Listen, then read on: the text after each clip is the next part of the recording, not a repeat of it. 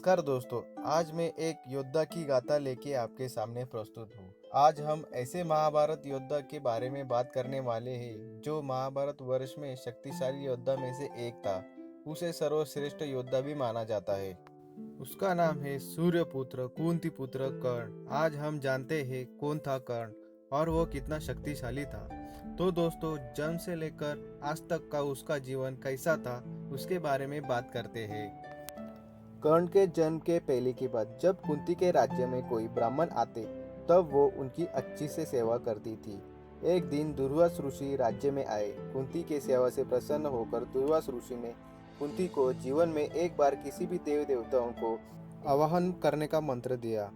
दुर्वास ऋषि से मिले इस वरदान में कितनी सच्चाई है वे देखने हेतु कुंती ने सूर्यदेव को आह्वान किया और वो प्रकट हुए। सूर्यदेव ने वरदान मांगने को कहा। तब कुंती ने कहा, हे देव, मैंने मंत्र की सत्यता परखने हेतु आह्वान किया था। कुंती के ये शब्द सुनकर सूर्यदेव ने कहा, हे कुंती, मेरा आना व्यर्थ नहीं हो सकता। मैं तुम्हें एक अत्यंत पराक्रमी और दानशील पुत्र देता हूँ। और ये बात कहकर सूर्यदेव वहां से चले गए।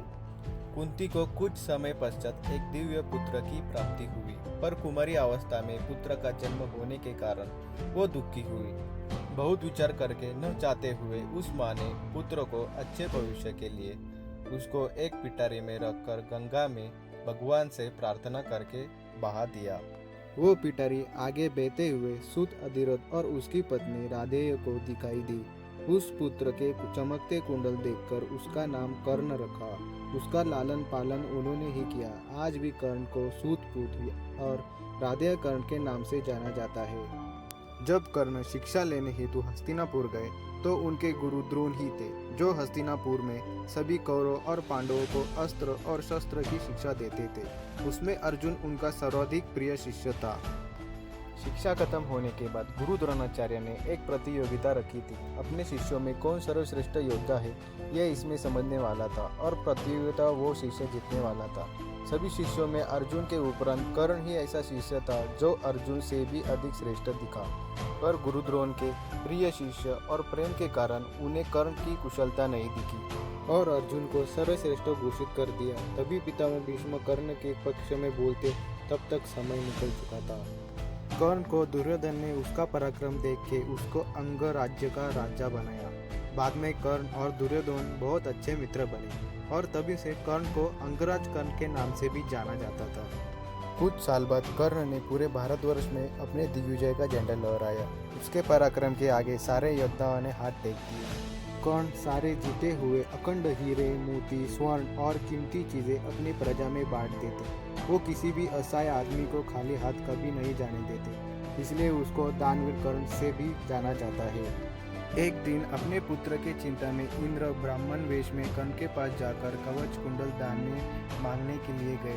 कर्ण को ये इंद्रदेव है ये समझ आया। साक्षात स्वर्ग से इंद्रदेव भिक्षा के स्वरूप में दान मांगने आए देखकर कर्ण ने आगे का परिणाम न देखते हुए कवच और कुंडल निकालकर आदर से इंद्र को दे दी। कवच कुंडल निकालते समय उसका देह रक्त से भर गया था। ये सब देखकर इंद्र खुश होकर उसने एक दिव्य अस्त्र कर्ण को दिया। उससे वो किसी एक योद्धा का वध कर सकता था। वो शस्त्र कर्ण ने अर्जुन के लिए रखा था, पर दुर्योधन के आग्रहवश उसने उस शस्त्र का उपयोग युद्ध में भीम के पुत्र घटोत्कच पर किया था। अपने परम मित्र दुर्योधन के आग्रहवश कर्ण भगवान परशुराम के इधर ब्राह्मण होकर ब्रह्मास्त्र प्राप्त करने के लिए गए। पर एक दिन ब्रह्मास्त्र प्राप्त करने के बाद भगवान परशुराम को यह पता चला कि यह ब्राह्मण नहीं है। तब क्रोधित होकर भगवान परशुराम ने, जब तुम्हें ब्रह्मास्त्र की अत्यंत आवश्यकता होगी तब तुम ब्रह्मास्त्र के मंत्र भूल जाओगे, ऐसा श्राप दे दिया। परशुराम के इधर जब कर्ण ब्राह्मण बताकर अस्त्र और शस्त्र की विद्या प्राप्त कर रहे थे, उसी काल में उसने गाय पर गलती से बाण चलाकर हत्या कर दी। तभी उस गाय के मालिक ब्राह्मण ने उसको अत्यंत क्रोधित होकर श्राप दिया कि युद्ध के समय ऐन वक्त पर तुम्हारे रथ के चक्र ऐसे जगह फंसेंगे कि तुम रथ को नहीं निकाल पाओगे और वही तुम्हारा अंतिम समय होगा। सूत पुत्र होने के कारण दुर्योधन छोड़े तो बाकी अधिकतम लोग उसे हीन समझते थे तथा अर्जुन और उनके भाई यही समझते थे। उन्हें ये नहीं ज्ञात था कि वे उनके ज्येष्ठ भ्राता है। इसी अपमान के वजह से कर्ण ने पांचों पांडवों को युद्ध में वध करने की प्रतिज्ञा ली। पर युद्ध से पहले कुंती देवी के विरोध के कारण अपनी प्रतिज्ञा कर्ण ने अर्जुन तक सीमित रखी। पितामह भीष्म युद्ध के शुरुआत में सेनापति बने। लगातार युद्ध में पांडवों की सेना को नष्ट करते समय उनका अर्जुन ने युद्ध में पराजित किया। उनके अंतिम समय में कर्ण को उन्होंने वो कौन है इसका ज्ञान दिया, पर उसका कर्ण ने विरोध करते हुए अपने सत्यनिष्ठा का परिचय दिया।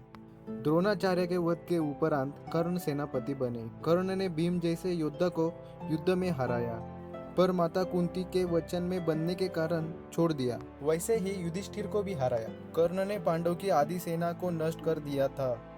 अंत के 3 दिन उपरांत अर्जुन ने कृष्ण के कहने पर जब कर्ण अपना रथ चक्र दलदल के गड्ढे में से निकालने का प्रयत्न कर रहा था, तब बाण चला के उसका वध कर दिया। क्योंकि कृष्ण जानते थे कि विजय धनुष्य कर्ण हाथ में लेता तो उसको हराना असंभव था।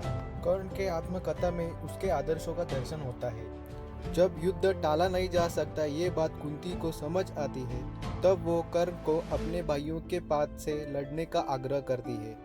भाई आपस में युद्ध करें ये वो नहीं चाहती थी, पर कर्ण ने उसका विरोध करके कहा, हे माते, क्षत्रिय कुल में जन्म लेने के पश्चात जन्म से लेकर आज तक मैं सूतपुत्र कहलाता गया। उसी कारण द्रोणाचार्य ने मुझे शिष्य कभी नहीं समझा। युवराज दुर्योधन ही मेरे सच्चे मित्र है। मैं उनके उपकार को भूलकर उनका कृतज्ञ नहीं हो सकता, पर आपका आना व्यर्थ नहीं हो सकता, क्योंकि आज तक मैंने किसी को खाली हाथ नहीं भेजा। मैं आपको वचन देता हूँ कि मैं आपके किसी पुत्र का वध नहीं करूँगा सिवाय अर्जुन के। ये सुनकर कुंती दुखी मन से वहाँ से चली गई। युद्ध के 17वें दिन कर्ण को अर्जुन ने अपने बाण से पराजित किया। तब अर्जुन कर्ण को पराजित करने के अहंकार को लेकर धुंध था। वो अपनी वीरता के खुशी पर कर्ण का तिरस्कार करने लगा। तब श्री कृष्ण बोले, पार्थ, कर्ण सूर्यपुत्र था। यदि उसके कवच कुंडल दान में वो नहीं देता तो तुम कभी विजयी नहीं हो सकते थे। तब अर्जुन कर्ण की परीक्षा लेने हेतु ब्राह्मण वेश में आए और कृष्ण भी ब्राह्मण बने। तब कर्ण पूरी तरह से घायल होकर युद्ध भूमि में पड़े थे। वहां जाकर उन्होंने कुछ दान देने को कर्ण से कहा। ऐसी अवस्था में होते हुए भी कर्ण ने एक क्षण का भी विलंब न करते हुए 2 अपने स्वर्ण दांत पत्थर से प्रहार करके निकाल दिए। स्वर्ण दांत देने के समय वो रक्त से भरे होने के कारण ब्राह्मणों ने नहीं लिए। तब कर्ण ने धरती पर बाण चला के गंगा की धारा प्रकट की। उसमें वो 2 स्वर्ण दांत स्वच्छ करके ब्राह्मणों को दे दिया। तभी भगवान कृष्ण प्रसन्न होकर अपने मूल स्वरूप में आए। उनके वास्तविक स्वरूप में देखकर कर्ण बोले, हे भगवान, आपके दर्शन पाके मैं धन्य हो गया। तब भगवान कृष्ण आशीर्वाद देते हुए बोले, जब तक सूर्य, चंद्र और तारे रहेंगे तब तक तुम्हारे दानवीर की चर्चा 3 ही लोग करेंगे। तुम्हारे जैसा योद्धा न कभी हुआ था न कभी होगा। कर्ण की दानवीरता को देखकर अर्जुन उनके सामने नतमस्तक हुए। तो दोस्तों, ये थी कर्ण की पूरी कहानी। अगर जीत निश्चित हो तो अर्जुन कोई भी बन सकता है, लेकिन मित्र के लिए कर्ण जैसा बनना नामुमकिन है। अगर आपको मेरा ये वीडियो अच्छा लगे तो प्लीज़ शेयर कर दीजिए, लाइक कीजिए और सब्सक्राइब कीजिए। धन्यवाद।